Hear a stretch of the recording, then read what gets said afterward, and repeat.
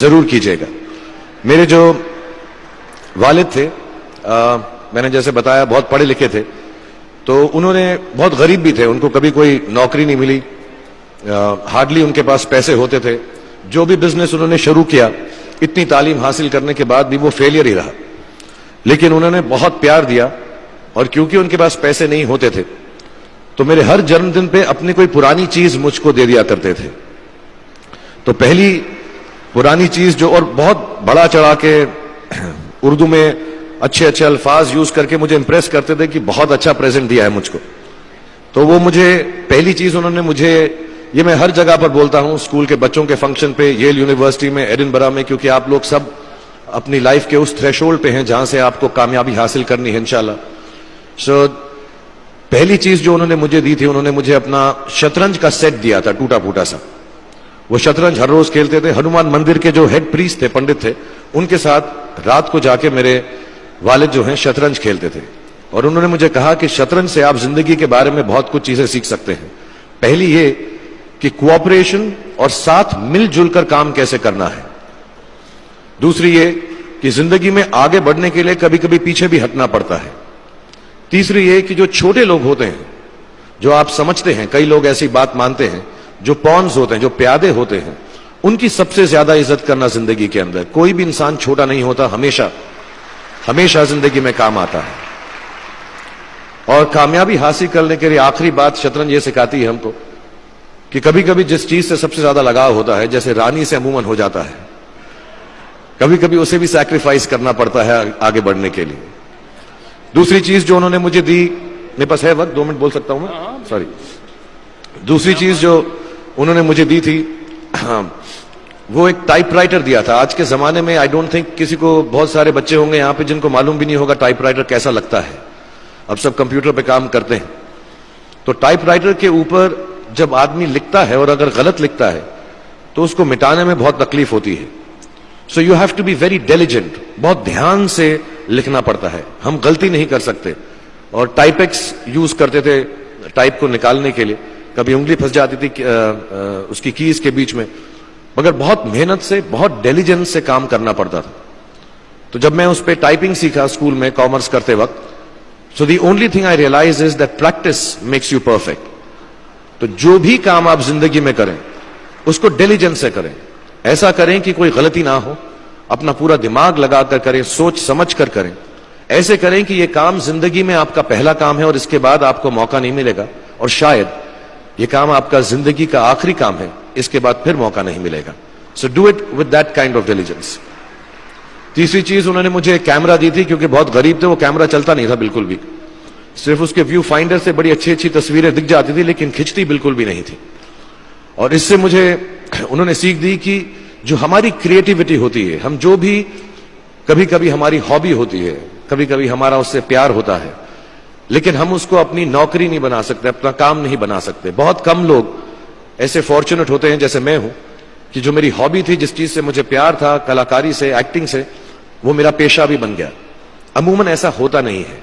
लेकिन जो हमारी कला है, चाहे वो पोएट्री है, चाहे वो लिखना है, चाहे वो पेंटिंग है, चाहे जो भी चीज, गाना है, अकेले में गाना है, हमारी क्रिएटिविटी जरूरी नहीं है कि दुनिया एक्सेप्ट करे। जैसे उस कैमरा की तस्वीरें दिखती नहीं है, लेकिन उसमें देखने से खूबसूरत लगता है हर कुछ, वैसे ही आपकी जो क्रिएटिविटी है वो अपने लिए रखें। क्योंकि जिंदगी में कभी ना कभी, कहीं ना कभी ऐसा मुकाम आएगा जब आप बहुत अकेला फील करेंगे। हो सकता है दुख का समय भी आए, उस वक्त आपकी जो क्रिएटिविटी है वो आपकी सबसे अच्छी दोस्त होगी, दुनिया उसको माने या ना माने। मैं बहुत खराब पोएट्री करता हूं, लेकिन जब भी दुखी होता हूं तो लिख लेता हूं। सराफ साहब से मैं अब सीखना भी चाहता हूं। मैं रेख्ता पे जाऊंगा, मुझे लगता है ये कमाल की साइट है, थोड़ी मैं शायरी वगैरह सीखूंगा। मेरी शायरी बहुत खराब है कि हमने तुम्हारी याद में रो रो के टब भर दिए, वो आए और नहा कर चल दिए। इस लेवल की पोएट्री है। लेकिन जब दुख होता है, ये भी बैठकर जब लिखता हूं तो बहुत दिल को शांति मिलती है। आखिरी चीज मेरे वालिद जी ने मुझे दी थी, वो दोनों मिक्स है, मैं जल्दी खत्म करता हूं क्योंकि आप लोगों के पास वक्त नहीं है, आप लोगों को अपनी डिग्रीज लेनी है, सोच रहे होंगे इतना वक्त जाया कर रहा है हमारा ये। तो मैं जल्दी से बताता हूं। एक, उन्होंने मुझे कहा एक सेंस ऑफ ह्यूमर हमेशा रखना जिंदगी में। हंसते हमेशा रहना, एक चाइल्ड लाइक इनोसेंस जरूर रखना। जैसे एक छोटे बच्चे की जो एक इनोसेंस होती है, जो उसका दुनिया की तरफ जो नजरिया होता है बड़ा इनोसेंट सा होता है, उसमें कोई खामी नहीं होती, गलती नहीं होती, अभी दुनियावी बातें नहीं आई होती, तो वैसी रखना। कई बार बचपन में मैंने जब बदतमीजी की या कोई गलत काम किया तो उन्होंने सेंस ऑफ ह्यूमर से मुझे बचाया। और जिंदगी भर अगर आप अपने ऊपर, अपने हाल पे, दुनिया पे, क्योंकि लोग आपसे हर कोई बात कहेंगे, अच्छी बात भी कहेंगे, बुरी बात भी कहेंगे, क्योंकि लोगों का काम है कहना। अगर आप उसको एक सेंस ऑफ ह्यूमर से देख सकेंगे तो जिंदगी जो है बहुत बेहतर रहेगी। And last not the least, what my father gave me, what my mother gave me and what your parents have given you, आपके जो पेरेंट्स हैं जो आपको दिया है, वो सबसे बड़ी गिफ्ट है, गिफ्ट ऑफ लाइफ। जिंदगी की जो जिंदगी एक खुद ही सबसे बड़ा तोहफा है हमारी जिंदगी, और उसको वैसे ही ट्रीट कीजिए। जिंदगी के अंदर जो भी मुकाम आए, जैसी भी चीजें हो, अच्छा हो बुरा हो, कभी अंधेरा हो कभी उजाला हो, हर चीज को रिस्पेक्ट कीजिए और जिंदगी में ग्रेस रखिए हर इंसान की तरफ। हर इंसान जो भी आपसे जो भी बात करेगा वो अपनी मुसीबत के हिसाब से करेगा, अपनी हैसियत के हिसाब से करेगा, कभी गलत बात भी बोलेगा, ऊंची बात भी बोलेगा। जब आप काम करेंगे, जब आप बड़ी बड़ी कंपनीज के अंदर नौकरी हासिल करेंगे, आपका हमेशा झगड़ा रहेगा, जो मेरा जूनियर है वो ऐसी बात करता है, मेरा सीनियर जो है ऐसी बात करता है। लेकिन सब जो है जिंदगी से जूझ रहे हैं, इस जिंदगी में कुछ बनने की कोशिश कर रहे हैं। सो वो ग्रेस जो है, वो लीवे जो है, हर किसी को दीजिएगा जो आपके साथी हैं, जो आपके साथ साथ काम कर रहे हैं, जो आपका साथ काम नहीं भी कर रहे और जो आपका साथ नहीं भी दे रहे। ग्रेस से बड़ी चीज आप जिंदगी को वापस नहीं लौटा सकते।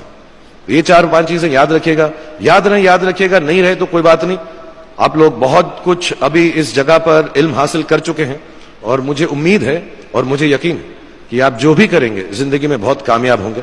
और फिर से मैं मौलाना आजाद नेशनल उर्दू यूनिवर्सिटी का शुक्रिया अदा करना चाहूंगा कि मुझे यहां पर बुलाया, आपसे मुखातिब होने का मौका दिया।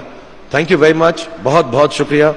और आप, मुझे मालूम है कुछ टीचर्स जो होंगे यहां पर बैठे होंगे जो आपके फेवरेट नहीं भी हैं, जो बहुत स्ट्रिक्ट होंगे, डांटते भी होंगे आपको, उनको सबसे ज्यादा याद रखिएगा जब आप इस यूनिवर्सिटी से बाहर जाएंगे, क्योंकि जो सबसे ज्यादा टीचर आपसे स्ट्रिक्ट थे वो एक्चुअली सबसे ज्यादा आपसे प्यार करते थे। Thank you very much for having me here. खुदा